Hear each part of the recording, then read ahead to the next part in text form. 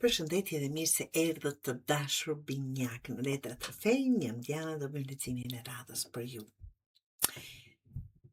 Kemi ekonomi, financa dhe radha e dytë është dashuri, që është për beqarët, për ata që duan ribashkim, ata që janë bashkë edhe kështu me radhë.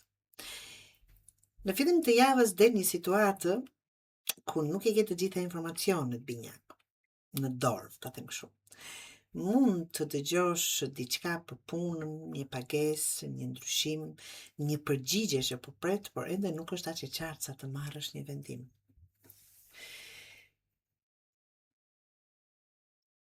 Është hëna. Kjo është ajo që po fillojnë gjërat pak të paqarta. Në praktikë mund të jetë një përgjigje që vonohet, një premtim pune që ende nuk është konfirmuar, paqartësiret një pagese ose shpenzimi, dikush që të thotë një gjë ndërsa ti kupton diçka tjetër. Prandaj këtë javë mos u mbështet shumë të më thanë, në atë më thanë.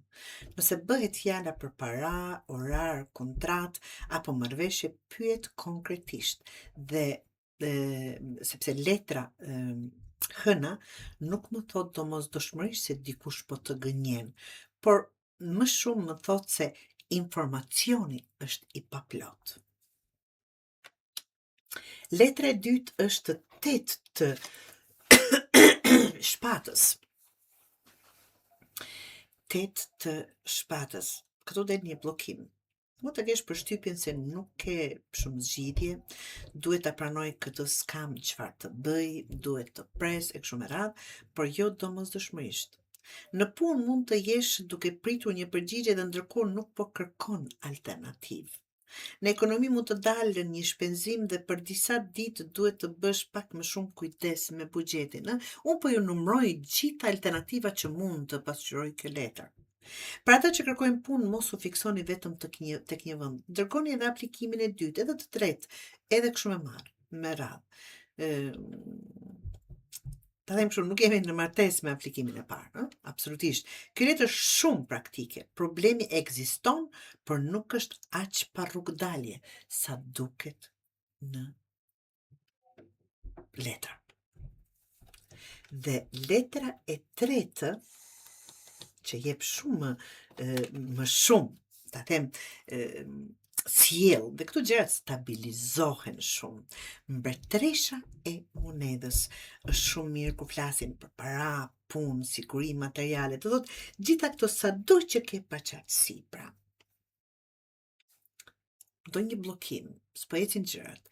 Ja ku është kjo. Pas paqartësisë së fillimit dhe një moment ku mund të ndihesh i kufizuar, del një zgjedhje shumë më konkrete. Mund të jetë, unë po i numroj, nuk do të gjitha nga ato që po i them, po mund të jetë pagesë që rregullohet, një përgjigje më e mirë nga puna, ndihmë ose këshill nga një grua praktike, nga që është mbretëresha e monedhës, organizim më i mirë i shpenzimeve ose thjesht arrin të vendosësh situatën nën kontroll. Për dikë që punon për vete, kjo mund të jetë edhe javë e mirë për klient, porosi ose të ardhura. Sidomos pasi rregullon diçka që deri tani ka qenë, ta them, rrëmuj. Pra, pjesa financiare nuk më duket keq. Vetëm fillimi i javës është pak prit se çfarë po ndodh këtu, ndërsa më pas situata bëhet shumë më toksore apo më praktike dhe e menaxhueshme të dashur binjak. Sa i përket dashurisë, kemi faqe të shpatës. Këtu kemi shumë komunikim, vëzhgim dhe kurreshtje. Për binjakët që janë në lidhje, vetëm për ata që janë në lidhje, njëri prej jush mund të fillojë të bëj më shumë pyetje, pra kurreshtje, vëzhgim, kuriozitete.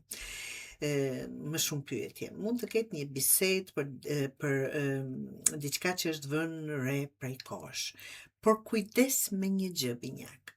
Faqe e shpatës nga njëherë bën njeriu të analizojë edhe pikën në fund të mesazhit. Është pak e egzageruar, pra. Pse shkroj okay dhe jo okay dhe zemër? Ta them kështu për shembull. Mos e çoni aq larg. Për beqarët, kjo letër mund të tregojë dikë që po të vëzhgon. po të ndjek në rrjetet sociale, po kërkon informacione për ty, ose po mendon si të afrohet. Kontakti mund të fillojë me një mesazh shumë të zakonshëm. Tani, letra e dytës, asi i kupës. Këtu ndryshon atmosfera, asi kupës sjell hapje emocionale. Dikush shprehet më qartë, afrohet, tregon interes ose fillon një komunikim që ka ndjenja brenda. Për çiftet mund të ketë një javë ku pas një bisede arrini të afroheni dhe më shumë. Mund të ketë një gjest të bukur, një dalje, një pajtim, ose thjesht më shumë ngrohtësi mes jush.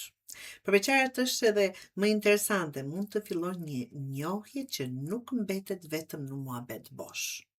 Nuk po them se të marrë të nifeni dhe të premten porosisni tortën e dasmës, por ka potencial që dikush t'ju pëlqej realisht, të fillojnë të krijojnë ndjenja, të zhvillohet kjo lidhje. Nëse ke patur një person në mendje, mund të ketë edhe një hap emocional nga vetë ai person që je duke menduar. Dhe letra e fundit është mbreti i shkopive, dhe kjo letër e bën situatën shumë më konkrete të dashur binjak. Mbreti i shkopive është person që nuk rri vetëm duke parë, ka vetbesim, tërheqje dhe merr iniciativë. Prandaj tash po zhvillohet.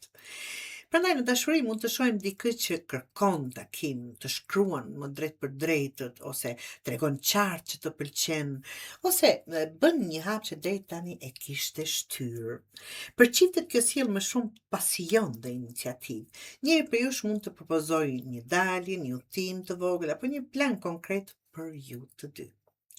Për beqarët, faqja e shpatës, as i kupës dhe mbreti i shkopive më pëlqen si rrjedhë, për beqarët po flasë, fillon me interes dhe komunikim, kalon në ndjenjë dhe përfundon me veprim. Pra nuk mbetet vetëm të shohim apo të tërhiqet zvarr, por konkret. Të dashur binjak, mos u mundo të plotësosh vetë boshllëqet kur nuk ke informacione të mjaftueshëm.